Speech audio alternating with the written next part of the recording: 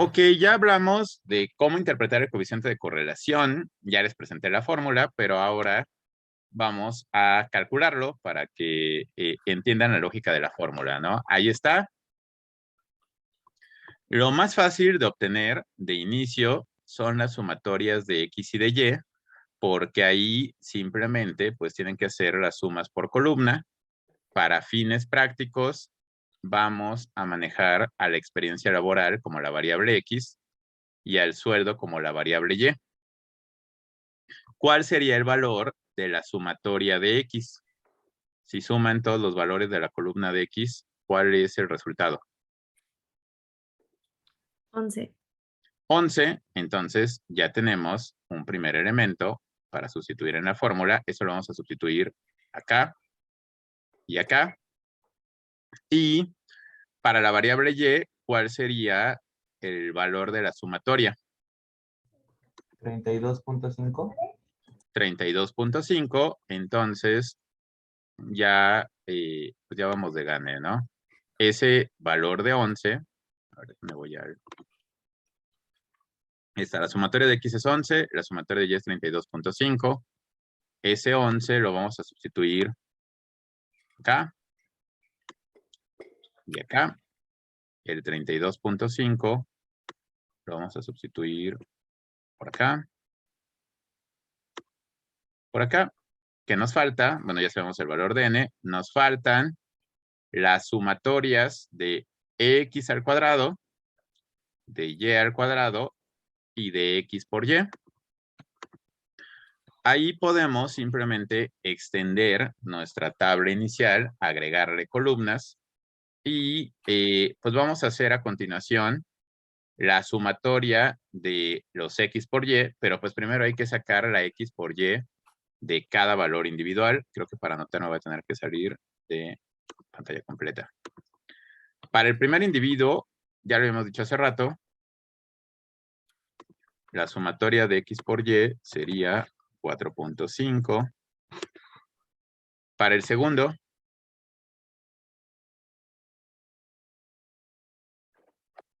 0. 0. 0 por 2 es 0. Para el tercero, 65. 65. 5 por 13 es 65. Para el cuarto, 10. 10. Y para el último individuo de la muestra, 24. efectivamente, también ahí lo están poniendo en el chat. Gracias. 24. Y entonces, ¿cuál sería el valor de la sumatoria de los x por y?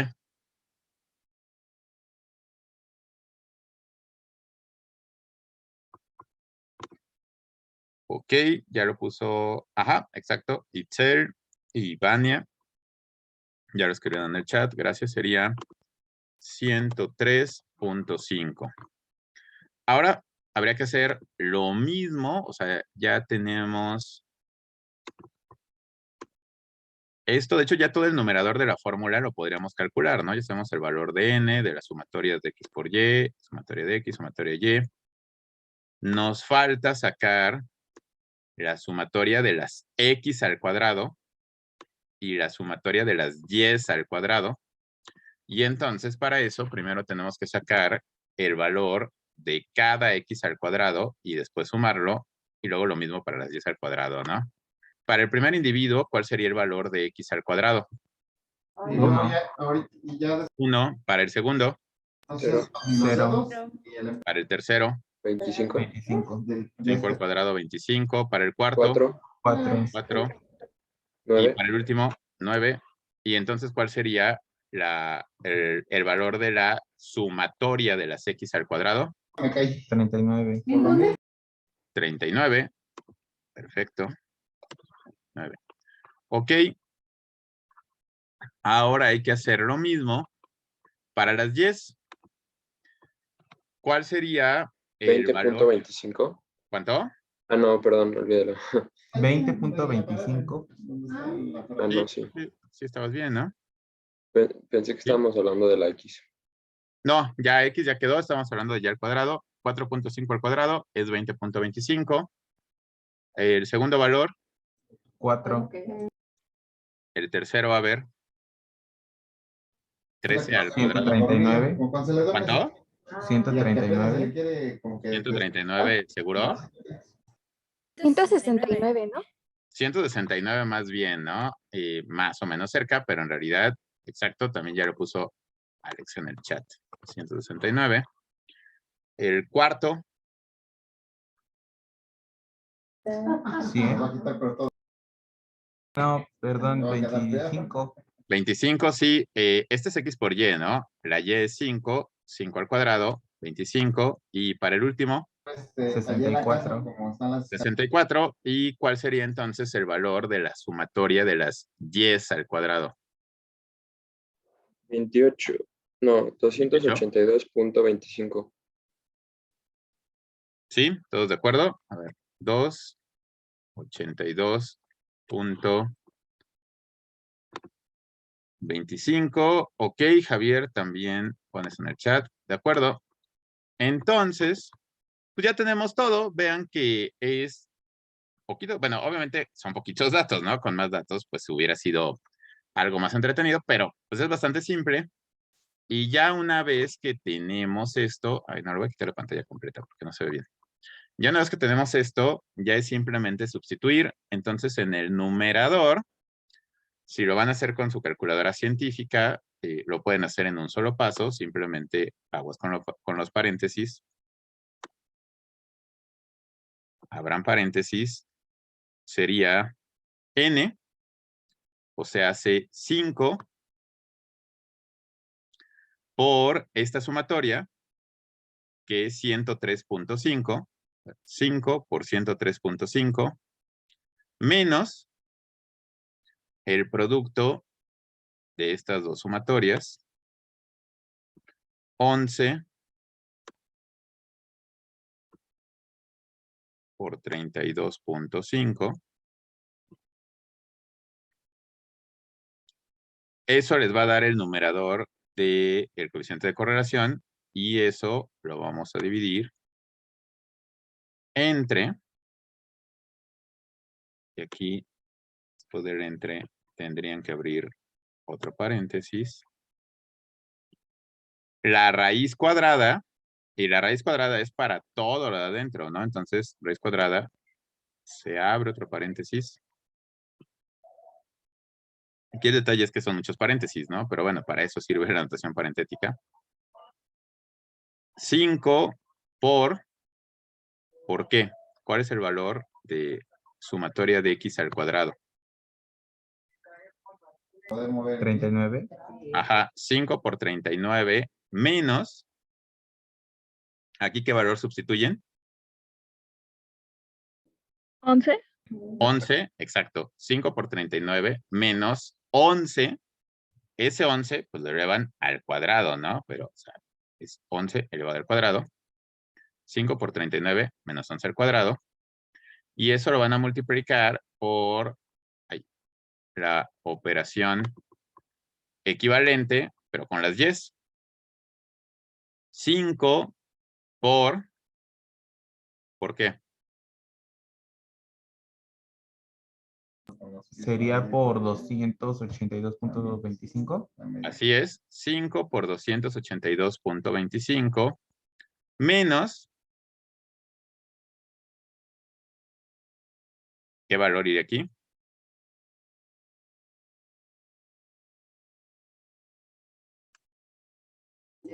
Ahí sería 32.5. Exacto, la sumatoria de las y's, ¿no? Menos 32.5 elevado al cuadrado. Hagan el cálculo, sustituyan los valores y díganme cuál es el valor final de R que obtienen.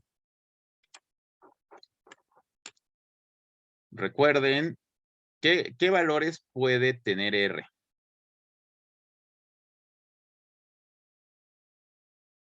¿Qué valores habíamos dicho hace rato que puede tener? ¿Negativos y positivos? ¿Cuál? ¿Negativos y positivos? Negativos y positivos, pero ¿cuál es el valor máximo? ¿Podrían tener una R de 7 o una R de menos 2? Es como con las probabilidades. ¿Cuál es el valor máximo de probabilidad que pueden tener? Eran, no, o sea, ahí no me acuerdo. Más de cerca a cero, ¿no? Tercero, ¿sí? Ajá, ahí lo pueden usar ahí, ¿no? O sea, R, a ver, me voy a regresar tantito, voy a quitar ahí eso de los paréntesis. Acuérdense, eso es importante porque, bueno, por ejemplo, Elsa ya hizo el cálculo y está bien, pero es otra forma de verificarlo, ¿no? Porque a veces les pasa eso. De repente, y sí, uno lo ve en los exámenes, ¿no? Me dio una R de 2.17. Desde el momento en que les dio una R de 2.17, algo anda mal, porque habíamos dicho que R no puede tener valores superiores a 1 ni inferiores a -1. O sea, una correlación perfecta es la de 1, ¿no? Es como las probabilidades. Pueden tener una probabilidad de 0.9, 0.5, 1 o 0, pero no les puede dar 1.7 o 3.7. Entonces, tiene un valor máximo de 1 o de -1. En este caso, ya lo estuvieron calculando, ya compartieron en el chat algunas personas el resultado. Y sí, efectivamente, Jimena ya lo puso, Elsa también. Es el valor de R que deben obtener 0.9871. Todos obtuvieron ese valor de coeficiente de correlación de Pearson. Sí. ¿Sí? Ok. Vean, realmente no es complicado. Bueno, son poquitos datos, ¿no? El ejemplo era como medio de chocolate. Digo, puede ser talachudo cuando tienen muchos datos, pero realmente es un procedimiento simple. ¿Qué les dice ese coeficiente de correlación? ¿Qué les dice el signo? Que en este caso, pues es positivo.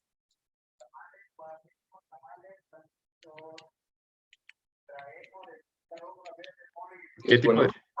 ¿Cómo? O sea, que va para arriba. Bueno, que va para arriba, o sea, que cuando una de... Ajá, exacto, que gráficamente lo veríamos como una línea recta subiendo con pendiente hacia arriba, lo que significa, y habíamos hecho la gráfica hace rato, que cuando una de las variables cambia, en este caso, si una sube, la otra también aumenta. Viceversa, ¿no? O sea, si una bajara, la otra también disminuiría. Eso significa que la correlación es positiva. ¿Y cómo interpretan la magnitud? Ustedes dirían, con base en ese valor de R, que es una correlación fuerte o débil. Fuerte, ¿Por qué? porque está cercano al 1. Porque es cercana a 1, no es 1, no es una correlación perfecta, pero está muy cerca, ¿no? Así que esa es como la otra cuestión importante. De hecho, en este caso, que les digo, este ejemplo es medio de chocolate, porque son poquitos datos y porque el coeficiente de correlación, pues aquí sí es claramente cercano a 1. Aquí, pues ya no sería necesario hacer pruebas adicionales para concluir que la correlación es significativa. Este realmente sirvió como para que calcularan su primer coeficiente de correlación. Bueno, no sé si ya lo habían calculado quizá en algún curso previo de la prep o de la vocacional, pero pues por lo menos su primer coeficiente de correlación en este curso. De hecho, les decía que hay algunos atajos, ya cuando lo quieren calcular con conjuntos de datos más grandes. Aquí mismo en esta presentación incluye un ejercicio un poco más realista, igual también con relativamente pocos datos, pero son un poco más. Para establecer una correlación, en este caso el contexto es un poco diferente, ¿no? Una correlación entre el número de policías por colonia y el número de asaltos en cada una de esas colonias. Justamente el escenario es que un alcalde, serán delegados, ahora son alcaldes, quiere evaluar la efectividad de meter más policías patrullando para disminuir los índices delictivos, ¿no? Entonces, lo que hace es, bueno, para el año previo, toma una muestra de 8 colonias, cuántos policías había ahí y cuántos asaltos hubo. ¿Ustedes creen que esas dos variables estén correlacionadas? ¿Que el número de asaltos esté correlacionado con el número de policías que andan por ahí patrullando? Posiblemente. Posiblemente, sí. Eso nos lleva al punto de por qué quisiéramos calcular un valor de R, porque posiblemente están correlacionados, pero la duda del alcalde y la duda de nosotros para resolver este problema es qué tan fuerte es la correlación. ¿Creen que la correlación entre esas dos variables sería alta o baja?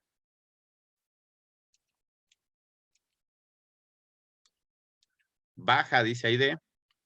¿Por qué, Aide?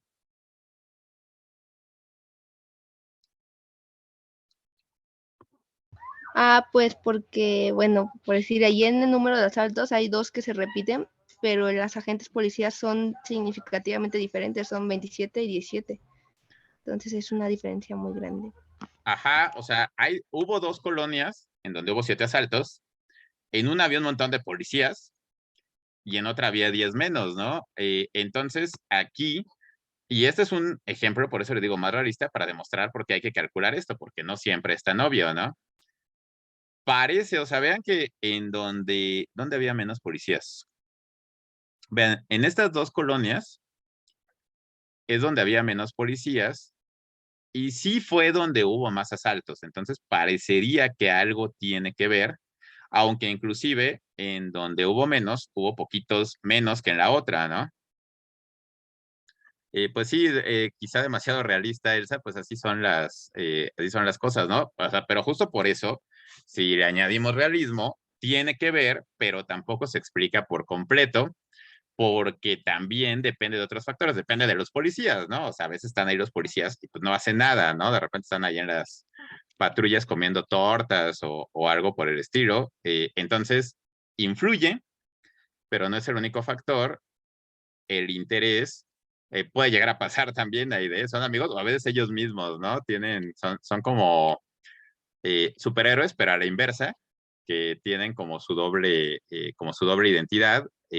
Pero bueno, por eso les digo, tiene que ver, hay muchos otros factores, pero en todo caso, para ver si vale la pena como medida general, siempre va a haber excepciones, pero si vale la pena como medida general invertir en más policías, pues sería interesante calcular directamente el coeficiente de correlación. Este sí llega a pasar, Max, no viene el caso entrar tanto en detalles, por eso le digo, o sea, es un factor, pero no es el único. Este ejercicio, pues ahorita por tiempo, para poder hablarles del siguiente nivel de análisis, que es importante para que tengan las bases para la última práctica de lunes. Este no lo vamos a resolver aquí, va a quedar como tarea. Pueden tomar la captura si quieren, ya saben que de todos modos entre hoy y mañana lo voy a subir propiamente como tarea en Teams. De hecho, lo que va a quedar como tarea es que hagan lo que ya saben hacer, que es calcular el valor de R, el coeficiente de correlación. Aquí pueden prever, creo que no los estaría spoileando, si les digo que aquí van a obtener un coeficiente de correlación no tan obvio. De hecho, habría que empezar con la parte gráfica.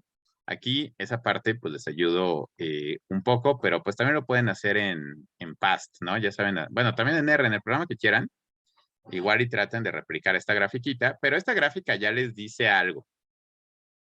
De hecho, una vez que ustedes calculen el coeficiente de correlación ya por su cuenta, pues van a decidir si esa correlación sería significativa o no. Pero tan solo el aspecto de la gráfica ya les dice algo sobre cómo es esa correlación. O sea, cómo no tanto en intensidad, sino en tipo de correlación. ¿Qué tipo de correlación sería? Y por tipo me refiero a eso de correlación positiva o correlación negativa. Negativa. Sería negativa, efectivamente. ¿Por qué? Porque entre menos policías, más delitos.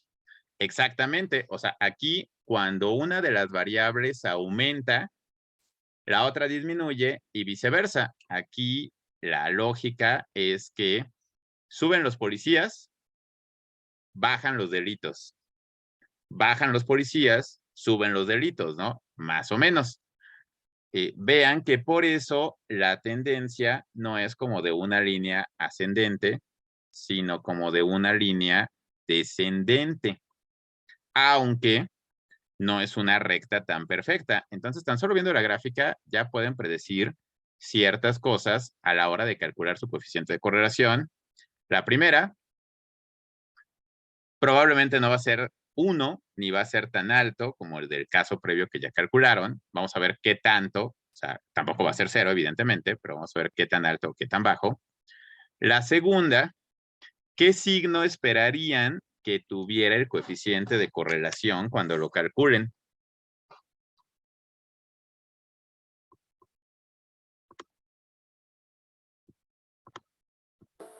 ¿Negativo? Un signo negativo, efectivamente, ¿no? Porque es una correlación negativa, entonces eso también les da una idea. Si calculan su coeficiente de correlación y les da positivo, algo pasó ahí, ¿no? De entrada, no saben cuál va a ser el valor, pero pues debe ser negativo. Va a quedar como tarea que hagan el cálculo y la próxima clase, bueno, quizá no el lunes van a platicar de esto, pero pues ya aplicado en R, en PAST, pero bueno, el martes ese valor del coeficiente de correlación lo discutimos, ¿no? Para tomar una decisión de si podemos decir que la correlación es significativa o no. Ahorita por lo pronto queda pendiente que hagan ustedes ese cálculo. La otra cuestión, y esto tiene que ver con lo que comentaba Bere hace rato, y eso nos lleva al otro análisis que está relacionado, porque hasta ahorita hemos hablado de correlación, pero esto está muy vinculado con un análisis diferente, pero digamos que hermanados, emparentados, que es el análisis de regresión. La correlación en sí nos permite definir si dos variables tienen que ver una con la otra, qué tanto, qué tan cercanamente y de qué manera. Esa es la correlación. Haciendo ese análisis, podemos descartar que estén correlacionadas y pues entonces en realidad no tenían nada que ver. A veces se piensa que tienen que ver y resulta que no. Hay muchas cosas que se ha pensado que están correlacionadas y cuando se analizan con estos métodos, pues se descarta, ¿no? Por ejemplo, la correlación entre ciertos tipos de música y ciertos tipos de comportamiento. Hay varios mitos, ¿no? De que no, es que la gente que escucha metal es como más violenta, pero haciendo estos análisis se ha visto que si lo cuantificamos, por ejemplo, tiempo que pasan escuchando metal, música heavy, con actitudes violentas o comportamientos violentos, pues no está correlacionado, ¿no? Entonces, bueno, se descarta. Pero cuando el análisis de correlación nos indica que sí hay una correlación significativa, pues bueno, a veces se puede quedar ahí, pero generalmente tratamos de llevarlo más allá. Y es ahí donde pasamos al siguiente análisis, al siguiente nivel, que es el análisis de regresión. La gran diferencia es que en el análisis de regresión partimos de que hay una correlación, pero además de eso, o sea, igual aplica para dos variables. O sea, tenemos dos variables.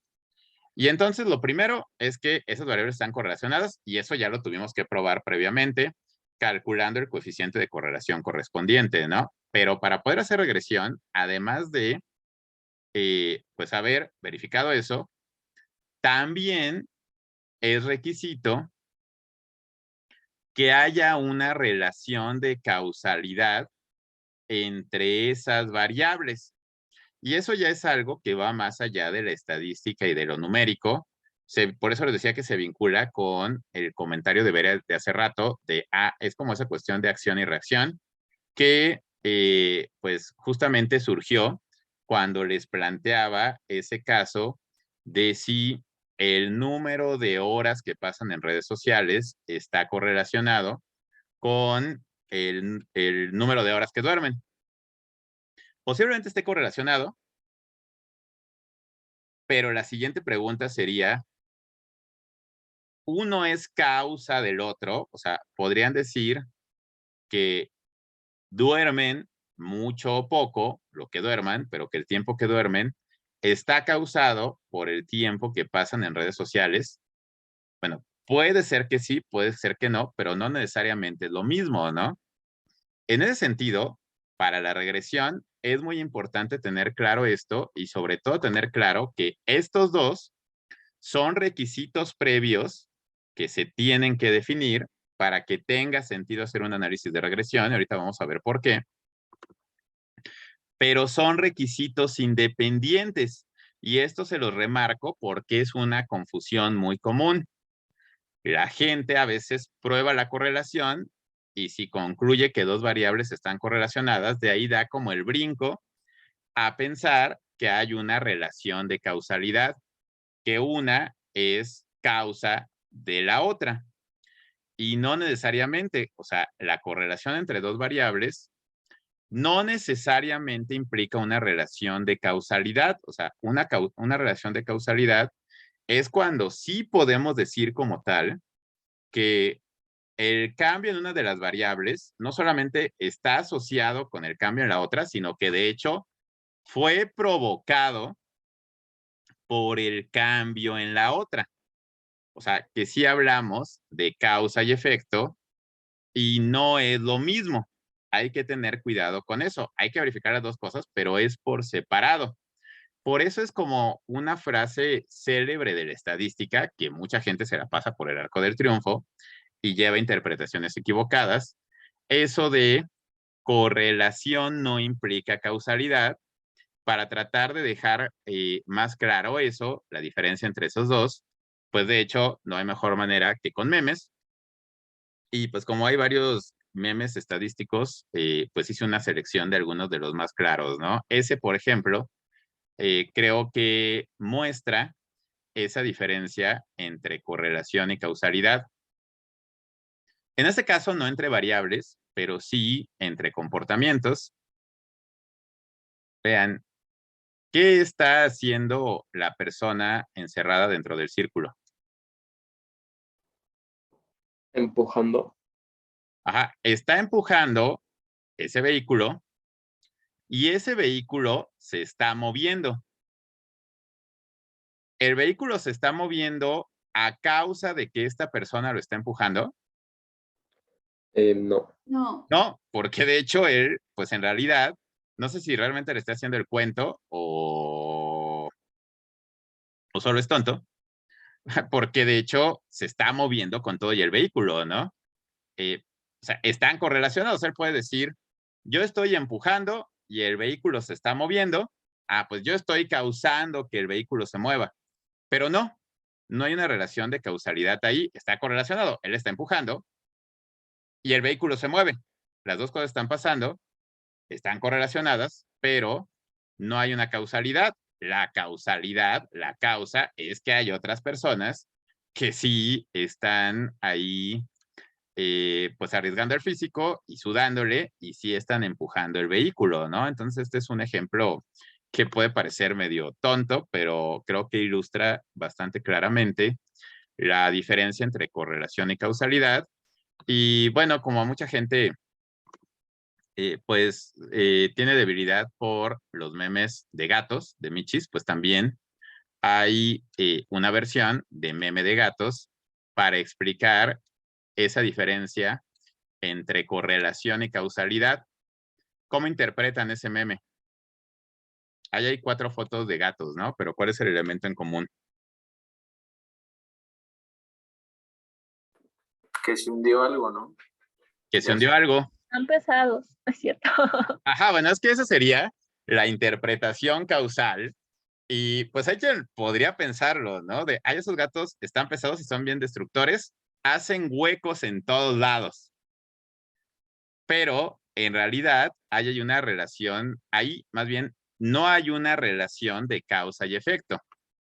Son dos condiciones correlacionadas, hay hoyos, hay huecos, y pues a los gatos que les encanta posarse en todos lados y particularmente en lugares donde hay huecos, como en las cajas, pues se quedan ahí reposando, pero no causaron eso, ¿no? O sea, y hay, o sea, este es como medio chiste, pero hay gente que sí podría decir, ay, mira, ese gato ya dobló el tubo de arriba, ¿no? O ya rompió ese cristal. solo que hubiera caído como asteroide o algo así, ¿no? Pero pues en realidad no, o sea, pueden destruir muchas cosas, pero no exactamente así, no exactamente de esa forma. Ahí hay correlación, en donde hay huecos, pues les gusta meterse a los gatos, pero no hay causalidad. Los gatos no causaron eso. Es importante establecer esa distinción. Lo que probamos cuando calculamos la R de Pearson es la correlación. La causalidad se tiene que probar, pero la causalidad es como el supuesto de independencia en los otros métodos. No es algo que se pruebe matemáticamente, o sea, es algo que para saber si hay causalidad o no, tenemos que conocer las variables y el sistema que estamos estudiando. De hecho, hay toda un área, digamos, dentro de la estadística seria, pero que hasta ha tenido esa derivación ya, pues un poco más, no tan seria, que le llaman correlaciones espurias. O sea, correlaciones entre dos variables que son muy altas, son estadísticamente significativas, pero son completamente obra de la coincidencia, de la casualidad, no de la causalidad. Ahí el orden de las palabras es muy importante. Por casualidad es que es mera coincidencia. A veces hay dos variables que están muy correlacionadas, pero es mera coincidencia. Hay una página completa, si ustedes googlean, de hecho, era un estudiante de estadística, veía eso, se puso a recopilar ejemplos de esas correlaciones espurias. De hecho, trató de buscar las correlaciones espurias más absurdas que podía. Hizo su página de internet, se volvió muy famoso y luego hasta sacó un libro, ¿no? Que ahí se menciona. Si entran a esa página, les va a mostrar, y a partir de datos reales, porque los datos son completamente reales, combinaciones de variables que están fuertemente correlacionadas, pero que no hay ninguna relación de causalidad entre ellas y es bastante obvio. Por ejemplo, en esta gráfica, bueno, de hecho, esta no es exactamente una gráfica de correlación. Esta es una gráfica a través del tiempo, ¿no? Tendríamos que hacer una gráfica de correlación para los datos de cada año, pero lo que dice es que las tendencias son muy parecidas y son dos variables completamente distintas. La línea roja corresponde a la variable que está marcada con letras rojas. ¿Cuál es esa variable? ¿Cómo lo traducirían?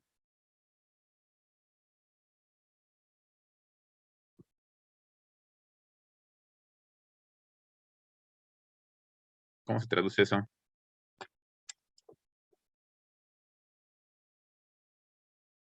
¿Saben qué es per cápita? ¿Por cabeza? Por cabeza, entonces es el consumo por cabeza, o sea, por persona, de queso mozzarella. Sí, sí han probado el queso mozzarella. ¿Se ubican el queso mozzarella?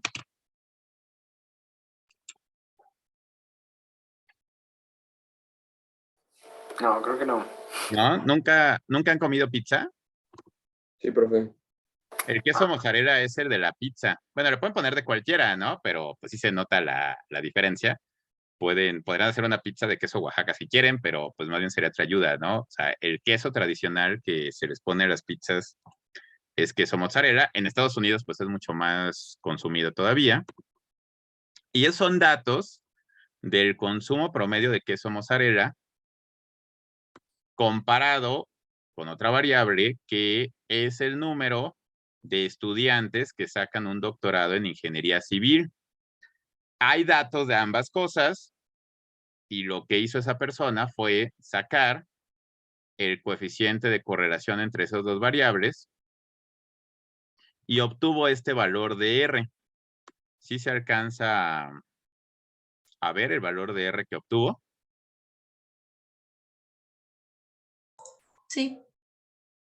¿De cuánto es el valor de R que obtuvo?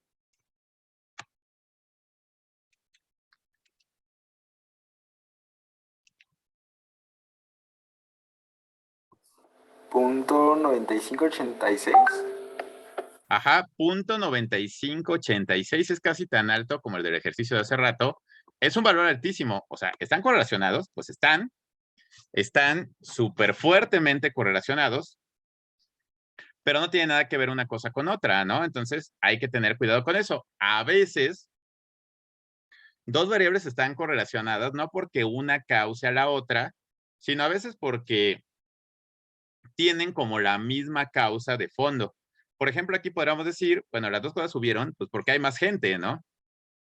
Igual, por ejemplo, si hiciéramos un comparativo entre ciudades, Ciudad de México, Guadalajara, Monterrey, León, Puebla, y tomáramos dos variables.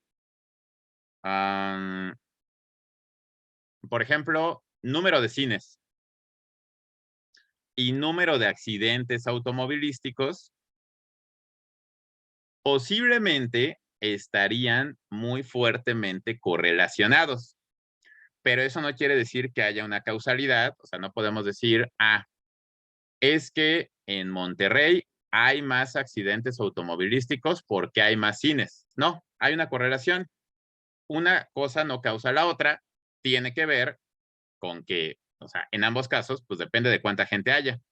Hay que tener cuidado con eso, o sea, para la correlación nos sirve la R de Pearson, para la causalidad tenemos que hacer un análisis más a fondo y de hecho cuando hay causalidad, ahí sí importa cuál variable es X y cuál variable es Y, porque X va a ser la causa y Y va a ser el efecto. Una de las consecuencias cuando tenemos una relación de causalidad es que no es intercambiable. Ahí X y Y no son intercambiables. Por ejemplo, piensen en el caso de el primero que hicimos. La relación entre experiencia profesional y sueldo. Ya vimos que, por lo menos con esos datos, sí estaban bastante correlacionados, pero si ahí evaluáramos que hay una causalidad, tendríamos que definir cuál sería la causa y cuál sería el efecto. ¿Cuál sería la causa de esas dos variables? O sea, si estamos relacionando experiencia profesional y sueldo, ¿cuál sería la causa y cuál sería el efecto? Se dan cuenta porque si prueban como las dos opciones, una opción tiene sentido y la otra no. Tiene sentido decir que ganar más causa mayor experiencia laboral. No. No. Tiene sentido decir que tener más experiencia laboral causa ganar más. Sí. Entonces ahí, como bien comenta Saraí en el chat, la experiencia laboral sería la causa y el sueldo sería el efecto. Entonces ahí sí importa cuál es X y cuál es Y. La experiencia laboral tendría que ser X y el sueldo sería Y. ¿Ustedes creen que el peso corporal esté correlacionado con cuánta Coca-Cola tomamos?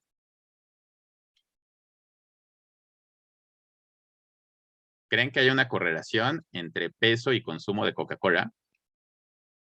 Sí.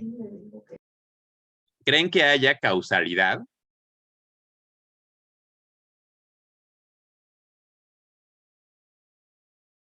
¿O solo sería correlación? No, solo sería correlación, ¿no? Porque al final hay varios factores que hacen el sobrepeso. Bueno, esa es la otra cuestión, por eso hay niveles, ¿no? Y ahorita vamos a llegar a eso. O sea, la correlación no tiene que ser perfecta, pero basta con que sea significativa. Y la causalidad, les digo que pues se evalúa de manera separada. Tendría sentido, y también aquí habría que ver si hay causalidad y cómo funcionaría. Por ejemplo, suponiendo que hubiera causalidad, ¿cuál sería X? ¿Cuál sería la causa? ¿La cantidad de Coca-Cola o el peso? La cantidad de Coca-Cola. La cantidad de Coca-Cola, ¿no? Si ustedes dicen tomar más Coca-Cola causa un incremento de peso, eso suena lógico. Si ustedes dicen, subir de peso causa que tomes más Coca-Cola, pues eso no suena tan lógico, ¿no? Por lo menos no de manera directa. Entonces, la causalidad, ahí sí se vuelve importante cuál es cuál. Son cosas separadas. La correlación es como la base, porque si no hay correlación, pues difícilmente va a haber causalidad, pero cuando sí hay correlación, pues no nos podemos como simplemente, hubo correlación, bueno, hay causalidad, pero es como la base, así como hay cosas en donde hay correlación y hay gente que piensa que hay causalidad, pero no. Ha habido casos en donde dos variables no parecían tener una relación de causalidad, pero se vio que estaban muy correlacionadas. Eso llevó a que se analizaran más a fondo y se descubrió que de hecho sí había causalidad. Este es un ejemplo clásico. Igual, esto no es exactamente una gráfica de correlación, son dos gráficas de series de tiempo, pero pueden ver que, o sea, aquí cada línea corresponde a una variable, pero son dos variables que siguen una tendencia muy parecida. La línea verde corresponde a la variable nivel medio de plomo en la sangre de niños de preescolar.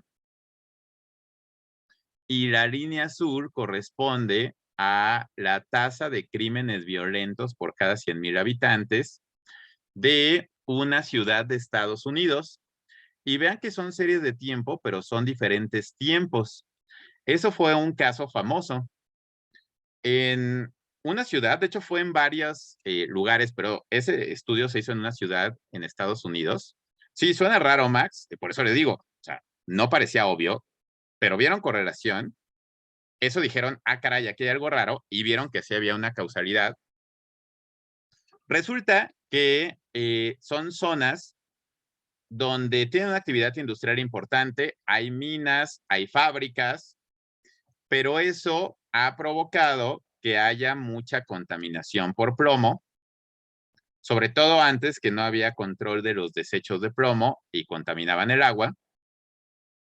Eso generó daños a la salud, el plomo genera múltiples daños a la salud, y eso pues generó preocupación, se dieron cuenta y vean, pues de hecho eso fue un problema que empezó sobre todo cuando se industrializó la zona. Vean, al principio no había tantos problemas de contaminación por plomo.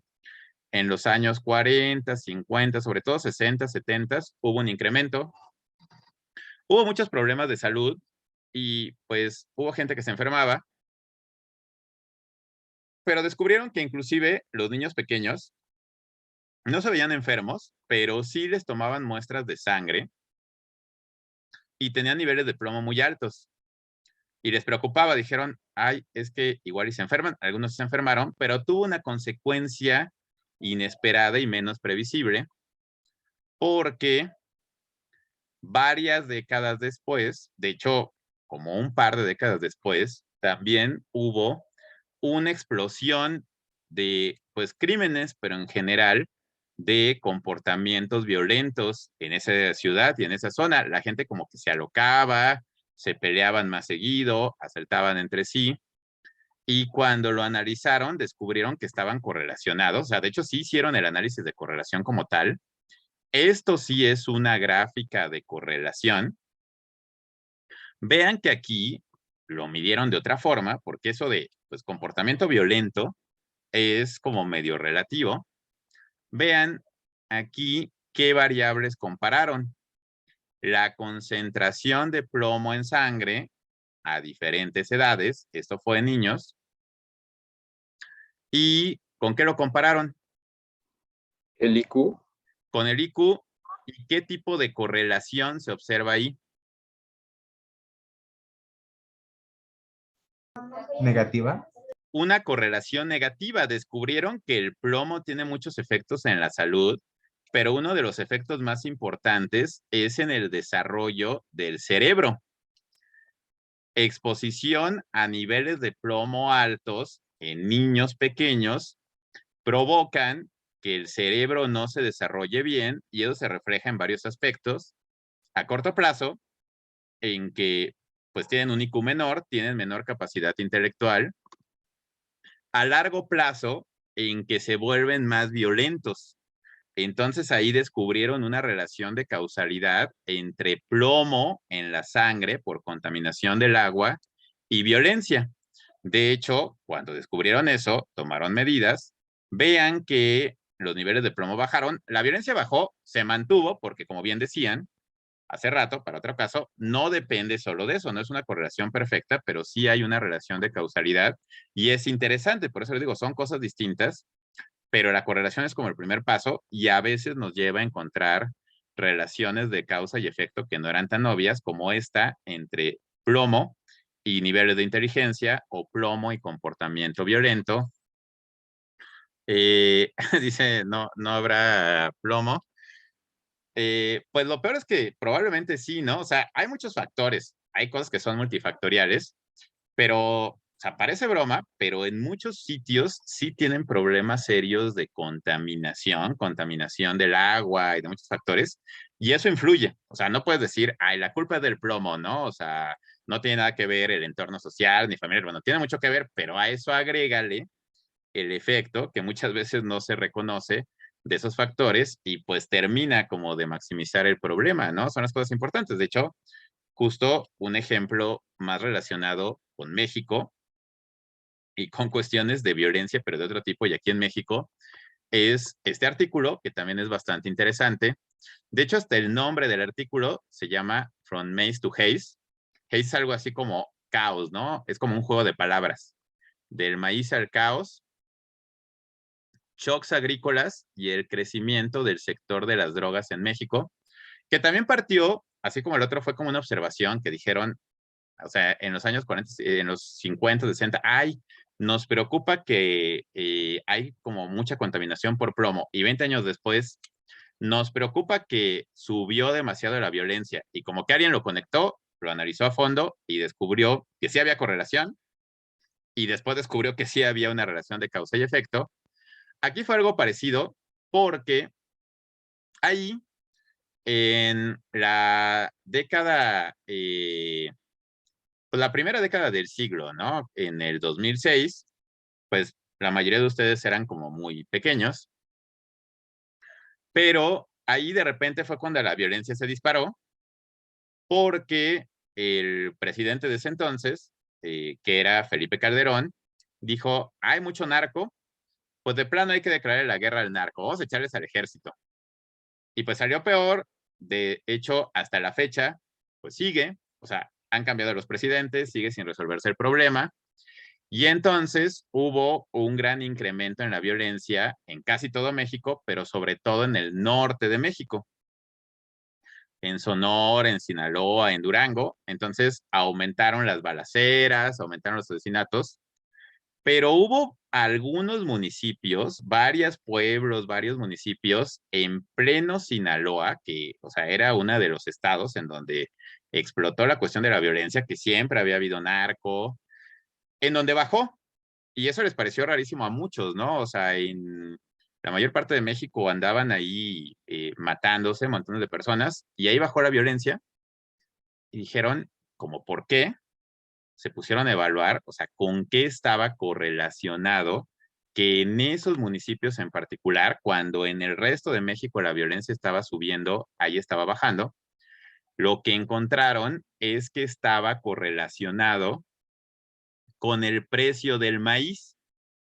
Igual esa no es exactamente una gráfica de correlación, hay otras y ahorita se las muestro, pero esa es una gráfica que viene al principio del artículo, igual es una gráfica de serie de tiempo, en donde lo que está graficado es el precio del maíz, el internacional y el que más importa en México.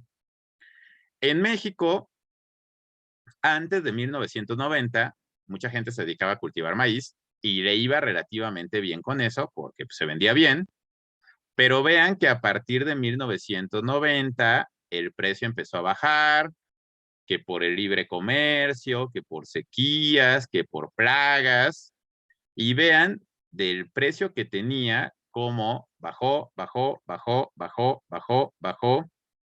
Para el 2005 estaba bajísimo.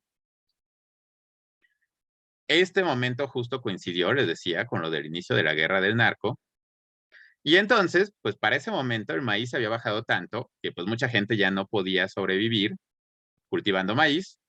Y pues entonces, pues si les ofrecían cultivar otras cosas, como pues marihuana o como amapola, pues la cultivaban, les pagaban mejor, pues era un trato peligroso porque pues luego les iba peor, pero bueno, pues querían sobrevivir.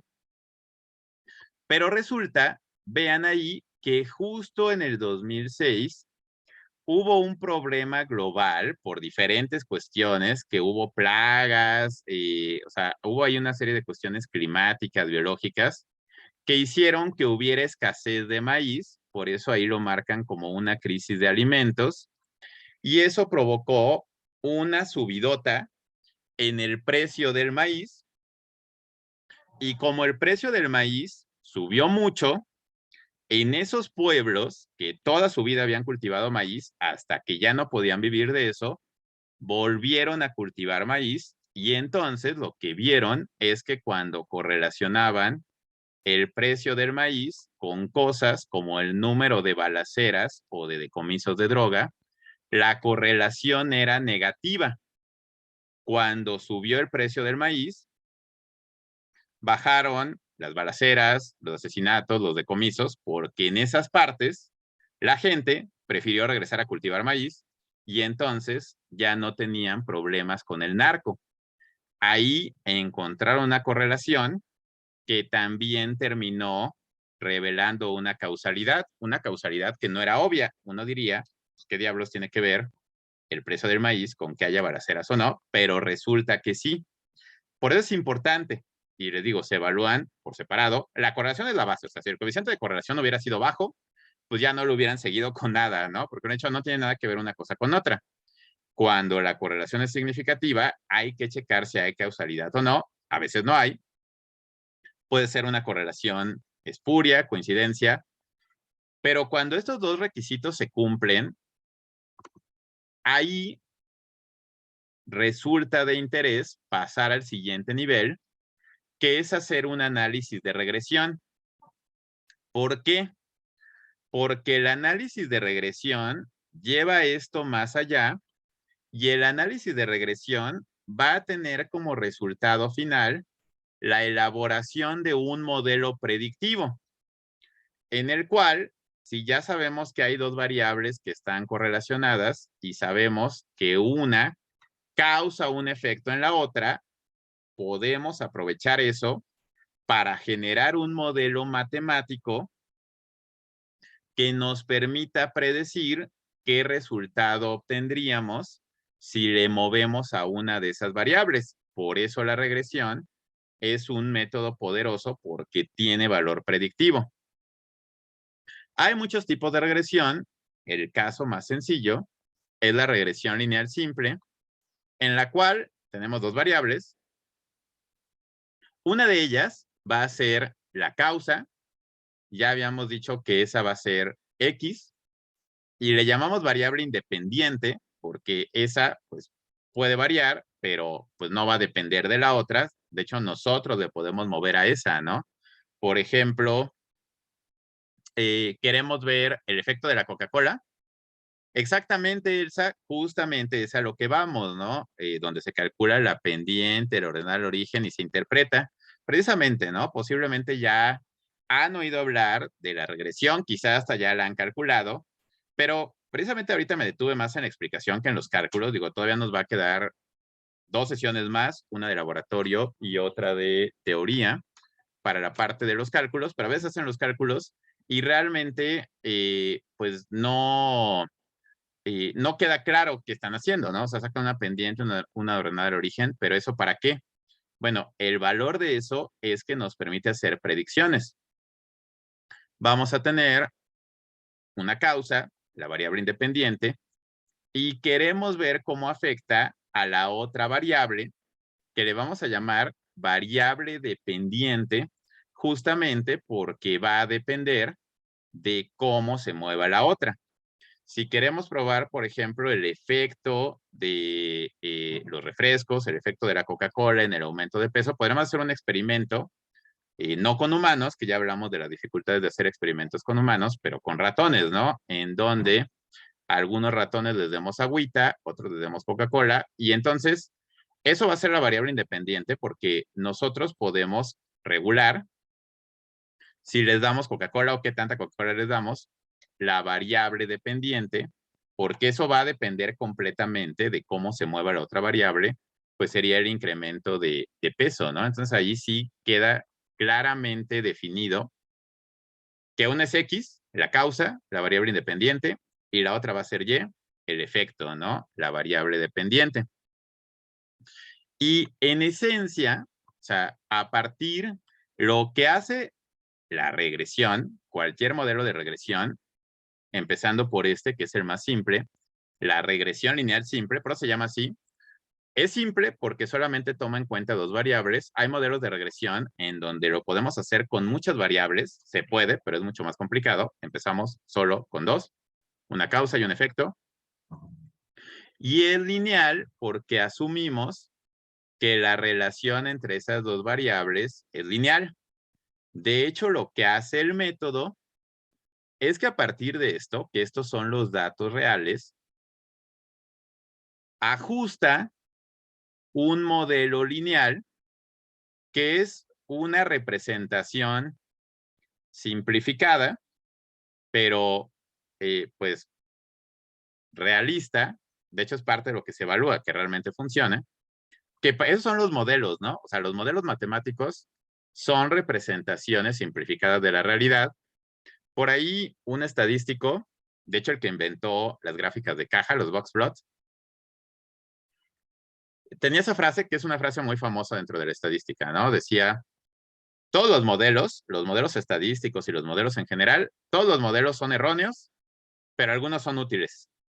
Los modelos son sobresimplificaciones de la realidad, pero nos ayudan a entender mejor la realidad. La cuestión es que sirvan, ¿no? Por ejemplo, cuando empezó lo de la pandemia de COVID, salieron un montón de modelos matemáticos que ustedes seguramente vieron que decían, pues miren, de acuerdo al comportamiento, la pandemia va a alcanzar su pico en julio y se va a estar acabando como por octubre. Seguramente vieron montones de esos modelos. La mayoría de esos modelos fallaron porque la realidad fue más compleja. Ese es el problema, ¿no? Si lo hubieran atinado, hubiéramos dicho, o sea, este modelo simplificó las cosas, pero sirvió. Y eso es lo que buscan los modelos. Los modelos económicos también, exactamente, ¿no? Por eso les digo, hay modelos en estadística, en economía. Los modelos económicos igual se basan en los datos actuales. De hecho, muchos modelos económicos hacen análisis de regresión o son modificaciones del análisis de regresión. Entonces, toman datos actuales y hacen predicciones a futuro y entonces dicen, bueno, con base en estos datos, con base en los datos actuales, en un año el crecimiento habrá sido de tanto, la inflación va a ser de tanto. O sea, la cuestión es que no está tan fácil, ¿no? Porque la realidad es complicada, hay muchas cosas que influyen, uno nunca se espera que de repente surja una pandemia o que de repente pase así un evento inesperado, ¿no? Haya un terremoto o alguna situación así. Entonces, bueno, es todo un arte, o sea, es una ciencia, pero también un arte, eso de hacer modelos. De hecho, la regresión, digamos que es como uno de los casos más simples, y aún así tiene su chiste, de modelos estadísticos, pero a final de cuentas, la regresión, como todos los modelos, lo que busca es tratar de plantear un modelo matemático que simplifique la realidad, pero que más o menos se ajuste bien a ella y que por lo tanto nos permita hacer predicciones que sean válidas. Y de hecho en la regresión lineal simple, ese modelo es una línea recta. Por eso les decía, no se trata de unir los puntos. Si aquí unimos los puntos, pues no vamos a tener una recta, va a aparecer como una constelación o algo así. Más bien se trata de tratar de encontrar a la recta que más se acerque a los puntos que representan a la muestra verdadera. Ese sería nuestro mejor modelo y por eso los modelos de regresión lineal simple, pues de hecho, tal cual, son una línea recta. ustedes dirían, pues esto es una raya, bueno, sí, gráficamente es una raya, pero matemáticamente es un modelo predictivo en donde a partir de los datos, para cada valor de X, se está prediciendo un valor de Y. Y entonces, si este es el mejor modelo de regresión lineal simple para estos datos, que lo que vamos a ver hoy y sobre todo la próxima semana es, ¿y cómo sabemos cuál es el mejor modelo? Pero bueno, suponiendo que este fuera el mejor modelo, el modelo lo que nos dice es que, por ejemplo, tenemos datos reales. Esto se basa en el ejercicio que quedamos que va a quedar de tarea de relacionar número de policías y número de delitos en diferentes colonias. Entonces, hay algunas en donde sí hubo realmente 25 policías, 22, 17, pero la ventaja de los modelos predictivos es que, por ejemplo, en ninguna de esas colonias hubo exactamente 20, pero de acuerdo a este modelo predictivo, yo puedo hacer la predicción de que en una colonia con 20 policías, el número de delitos que se esperaría, digo, si mi modelo funciona, que hay que checar que el modelo funcione, y hay varias formas de hacer eso, pero si el modelo funcionara, yo puedo predecir si realmente hay una correlación, si hay una causalidad y mi modelo está bien hecho. En una colonia con 20 policías, yo esperaría 11 delitos. Entonces vean que nos da capacidad predictiva. Y nos da capacidad predictiva porque nuestro modelo es una línea recta. Gráficamente, pues hacemos el dibujito de una línea recta, pero matemáticamente también lo podemos representar como una ecuación, que es a lo que se refería Elsa hace rato. Los modelos de regresión lineal básicamente consisten en una recta de regresión, y esa recta de regresión, pues sí la podemos representar en una gráfica, pero lo que más nos sirve es representarla matemáticamente como la ecuación de regresión correspondiente, que es la ecuación de la recta.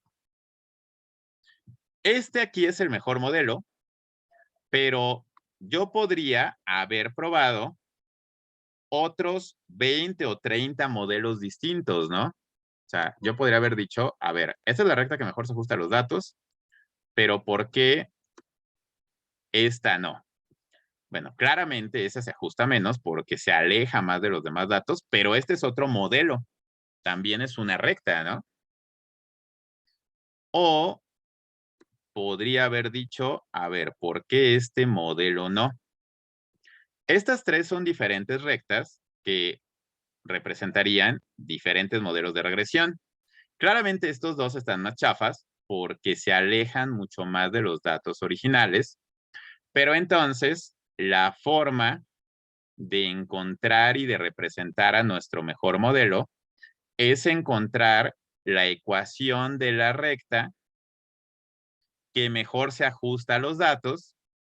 Y recuerden que una recta, pues geométricamente, una recta, pues es un conjunto de puntos, ¿no? Es una secuencia de puntos.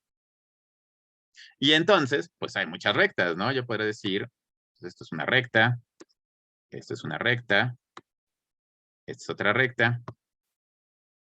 ¿Qué hace diferentes a estas rectas? Pues dicho en términos coloquiales, ustedes dirán, ah, pues son rectas distintas. Sí, pero ¿qué hace diferentes? Bueno, básicamente dos cosas. Su posición y su inclinación, o sea, su pendiente. Y por eso, para definir una recta, la ecuación que lo define depende de dos características principales: su pendiente y su ordenada al origen. La pendiente se puede representar de varias formas. De hecho, en geometría, en sus clases de geometría, La pendiente usualmente la representaban con la letra M, la ordenada al origen, con la letra B, ¿no? Entonces, bueno, eso cambia un poco. Y entonces de eso se trata, ¿no? Porque aquí, por ejemplo, podrían decir, a ver, este es otra recta que sería definida por otra ecuación de regresión, o bueno, mejor, por ejemplo, una recta así. ¿Por qué es un mejor modelo la recta de abajo y no la de arriba? Pues porque la de abajo pasa más cerca de todos los datos, es como el criterio base. En realidad, vean que estas dos rectas tienen la misma pendiente, o sea, tienen la misma inclinación. ¿Qué es lo que cambia? Su ubicación. ¿Cómo defines matemáticamente su ubicación? Pues por medio de su ordenada al origen. Su ordenada al origen es, si tú extiendes estas dos rectas hasta donde se intersectan con el eje Y, ¿con qué valor del eje Y se intersectan? Esta, su ordenada al origen, estaría en el 30.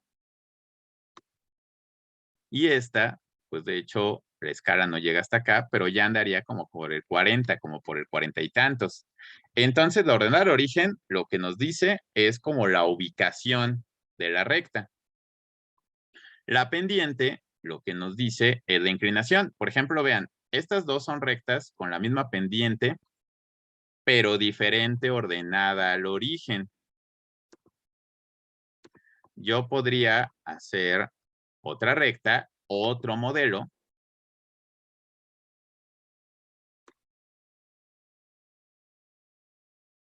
que tenga la misma ordenada al origen, pero este va a ser diferente en la pendiente.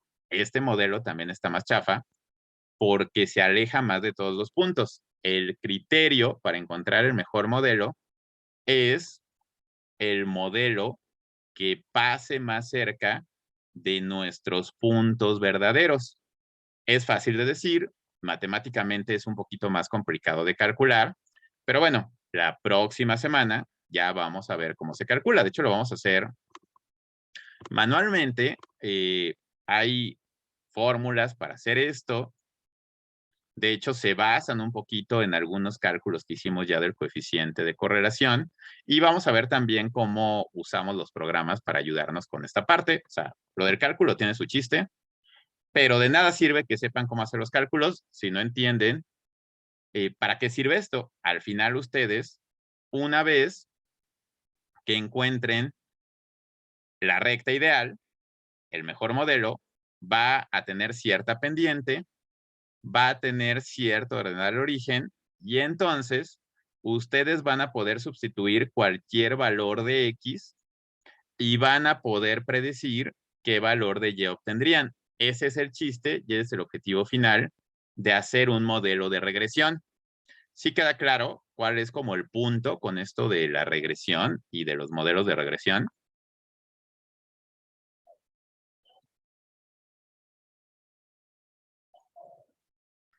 Oiga, profe, una pregunta. Sí, sí. Sí, claro. Cuando lo haces manualmente, a eso se le llama suma de cuadrados, ¿no? Es que yo la verdad, a mí me pedían modelos, pero pues yo siempre los acababa con la calculadora. Sí, es que hay varios criterios. O sea, suma de cuadrados es todo lo que hemos hecho, ¿no? Porque es sumar cosas elevadas al cuadrado, pero justamente aquí el criterio es sumar los cuadrados, pero escoger la recta que minimiza las sumas de cuadrados. De hecho, el criterio que se utiliza para escoger a la mejor recta de regresión es un criterio que se llama mínimos cuadrados. Así que efectivamente él saca sumas de cuadrados, pero luego de las opciones escoges a la que minimice esas sumas de cuadrados. Igual lo vamos a hacer la próxima semana para que se acuerden bien. Pero bueno, ¿sí resolví tu duda? Sí, gracias, profesor. De nada, Elsa. Ok, ¿alguna otra cosa?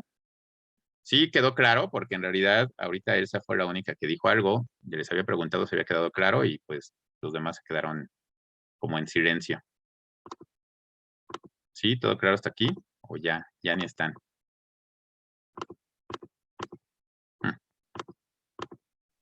Todo claro como el agua, profe. ¿Todo claro? Ok. Bueno, dice también Saraí que sí, Aide que sí. Ok, bueno, pues por lo menos van igual, bueno, por lo menos a 5 personas parece que sí les quede claro. Espero que a los demás también y que solo sean tímidos. Igual Valeria y Stephanie también. Gracias. Bueno, pues vamos a dejarle hasta aquí. Por hoy voy a detener la grabación. Recuerden, no queda mucha tarea. Bueno, de hecho, antes de dejar de compartir, nada más recordatorio. Lo único que quedaría como pendiente para la próxima semana sería de esto que saquen el coeficiente de correlación. Solo eso. Ya la próxima semana sacamos la recta de regresión y demás, pero ahorita solo el valor de R para este ejercicio. Se lo subo al rato o mañana más tardar. Eso. Que hagan la ANOVA bifactorial con los datos de su experimento. También voy a abrir un espacio en Teams y ya. Esas dos cosas tienen hasta el próximo martes. Y bueno, la otra cosa, la parte de laboratorio, ya terminamos, ahora sí, la práctica 11 de ANOVA, entonces se va a habilitar. No sé si ya esté habilitado, porque le había comentado al profe Joel que nos aguantara tantito, pero bueno, no sé si ya lo habilitó o no. Al rato le pregunto o lo checo. Pero bueno, ya vamos a habilitar el cuestionario de la práctica 11. Ahora sí, háganlo, practiquen primero los ejercicios complementarios de la práctica, pero bueno, recuerden, ese sí tienen hasta el próximo lunes para hacer el cuestionario de la práctica 11 de ANOVA y serían los únicos pendientes, ¿no? Por parte de estadística, nada más como recordatorio. Ahora sí, dejo de compartir pantalla